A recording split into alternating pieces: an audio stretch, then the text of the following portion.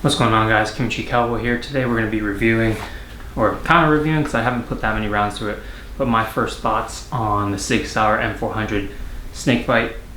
Now, 16-inch barrel. If you guys are new to the channel, I did have a 16-inch and then I sold that to my buddy Declan in California. So this is a 16-inch, and off the bat, I think it's already lighter than the Aero Precision one I had, but definitely running and gunning with a 16-inch build, it does get heavy very fast compared to my 11.5. But this one is an FTE, so you got the black accents along with the Cerakoted FTE upper lower barrel flash hider, and then black stock. Now, one thing I did notice right away was how thin this Magpul stock is. Now, the gun is clear and safe.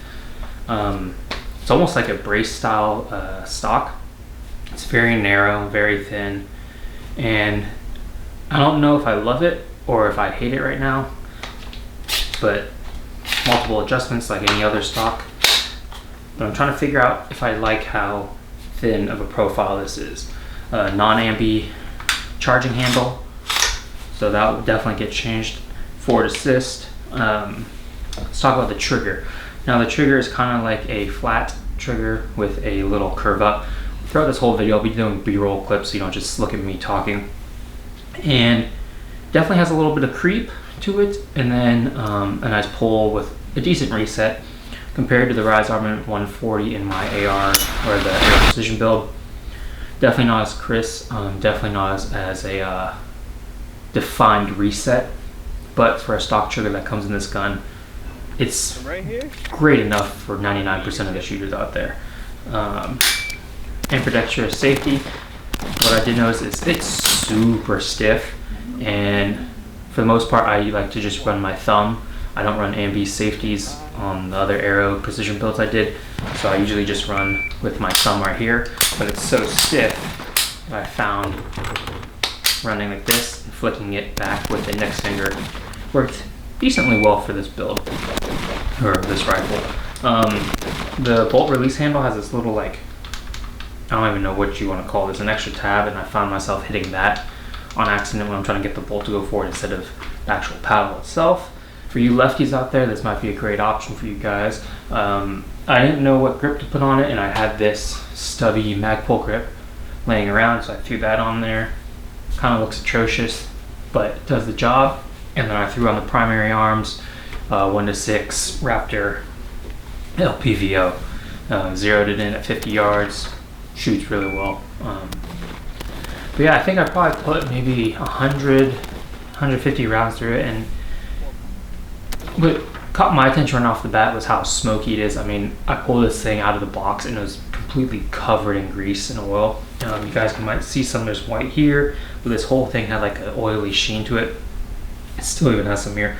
Wiped it down and left the oil where it should be, but wiped down the whole outside, and then the first like 5 shots, like it's like a musket going off, just how much smoke came out, especially from the barrel area. And then it also has a nice little ping, almost reminds me of like an M1 Garand when it ejects the last or the mag clip, like that little ping, and it has a ping to it. It's a lot more audible than my Aero Precisions, so that was kind of interesting to hear. It's a little different. Flash hider, whatever you want to call it, muzzle brake, definitely does its job. It was not, I don't know what Sig considers it. It's not an A2 birdcage, but same kind of style. But I definitely think it did a really good job mitigating recoil and all that. But like I said, not that many rounds through it. My first impressions is let's compare it straight to my AR-16 or my AR-15 from Aero Precision. That's 16 inches as well. I definitely like this one more. Just the looks of it, the ergonomics. Mine didn't have a forward assist. Mine did have, no, it didn't have ambi charging handle. But just the way this gun runs, 0 failures. I had a couple issues with my Aero Precision right off the bat. It was mainly due to bad ammo, remanufactured 223. I got one lodged in the barrel, and then I also tried to shoot some steel through it. Didn't really eat steel that well. I haven't shot steel through this, so I can't say, but this gun ran flawlessly, 0 issues right off the bat. It is Sig, so you are paying a hefty price. This gun shipped was about 1,800 bucks, so not cheap at all. But I mean, I have the Sig gang going. This is the P365 XL, and then I have the M18. So the M18 and this, I mean, they go hand in hand. They look almost identical and similar in color. So overall, I think this gun is a great gun.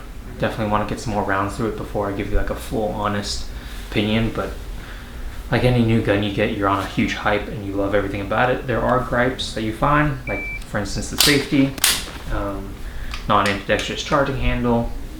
It's a 16-inch barrel, so it's kind of long. But one thing to note is there's not a lot of rail space, so you only have this rail up top and then everything else here. So if you want to attach a front sight, you're going to need an M-lock attachment. And then this is all M-lock, so if you want a flashlight, M-lock grip. So just know that. I know Aero Precision, they will have picatinny up here or a whole picatinny rail itself, so you're able to not have to buy M-lock attachments. But overall, super nice. Super happy with this build. There is actually a couple gripes. Let's go into that real quick. I don't know if you'll be able to see, but the frame here doesn't actually, like, they should have pinched and rolled it in, and it's completely open here. And then of course on the other side though, it's fine. They pinched and rolled it in, so there's no gap, but there is a gap in here. And then there is significant wobble between the lower and the upper, so I'll be fixing that with my O-ring hack, where you just break it open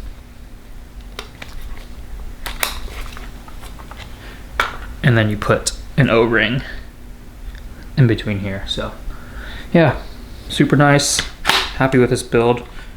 We'll look forward to putting some more rounds through it. But until then guys, I'll catch you in the next one.